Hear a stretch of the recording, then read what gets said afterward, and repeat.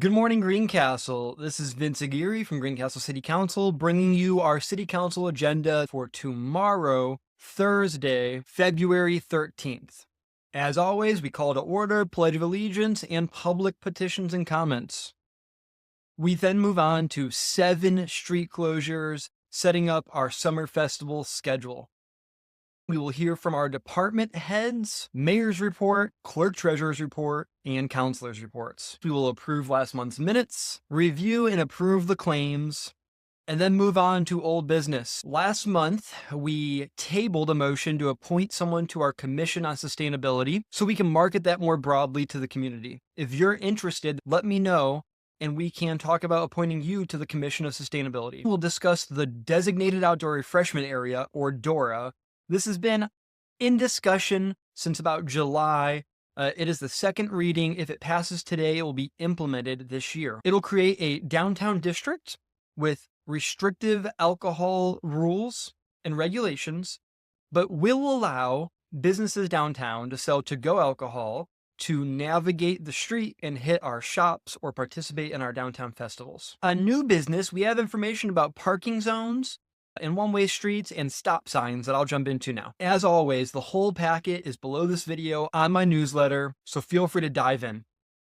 Ordinance 2025-02 will remove parking on Franklin Street between Indianapolis Road and Spring Street on the north side permanently.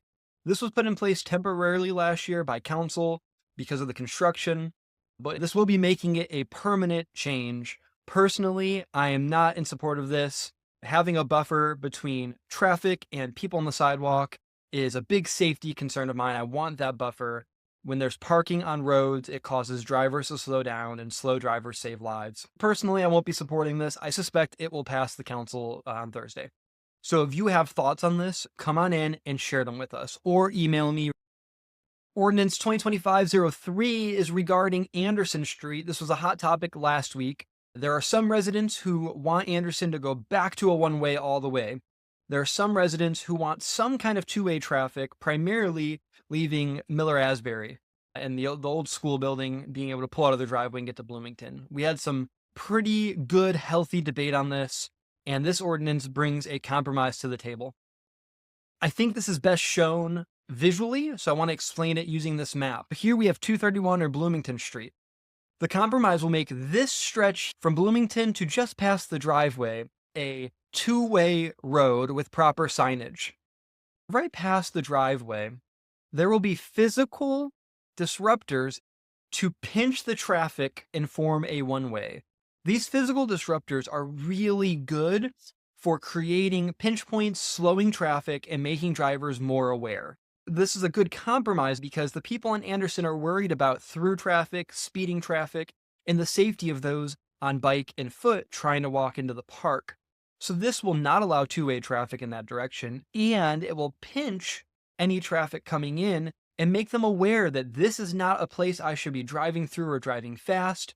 The physical barrier is proven to make people think about where they're going. This will be a two-way here. This will be a one-way, proper signage. In addition, there will be painted crosswalks and stop signs on Arlington Street.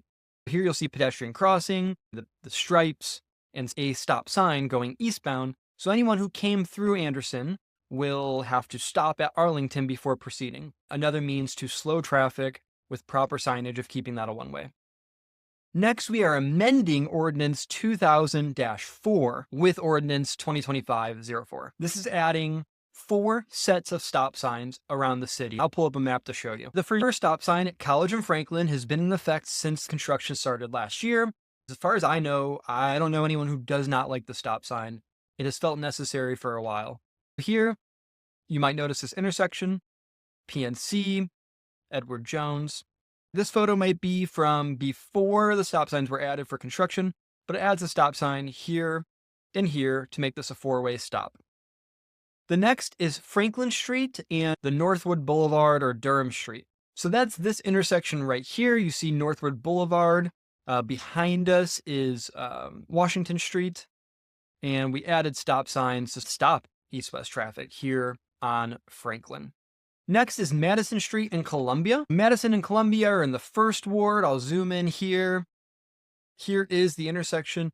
I'm not sure who brought this to the table, what the reasons are. Generally, I'm in support of stop signs, which will slow and stop traffic. Here's the intersection, and I'm assuming there's been some problems there. I vaguely recall someone from this part of town coming in last month. I'm wondering if maybe they had suggested this, but we'll talk about it on Thursday and see what the council thinks. The last one is on DePauw's campus on Hannah Street between Locust and Indiana Street. A few years back, DePauw shut down College Street on the south side of Hannah. Even further back, they shut down the north side. I'm guessing this is a change maybe suggested by DePauw or maybe brought to DePauw by the city to add a stop sign where right now there's just a pedestrian yield sign. I want to give you a visualization of where that's at. We're between Locust and Indiana Street. Right now it looks like this. There's pedestrian yield and some rumble strips you can't quite see, but there is not a stop sign. To take you back in time, some of you might remember it looking more like this. There was a road and a stop sign. As someone who does walk, cycle, run, and even drive through that intersection quite often, sometimes it does seem like a game of Frogger. Students expect cars to stop as they should, but sometimes cars don't notice it and it can get a little chaotic. So I am just going to assume that whoever is requesting this is asking for it for safety. And we'll talk through that on Thursday and see where it goes. Ordinance 2025-01 amends our downtown parking limits.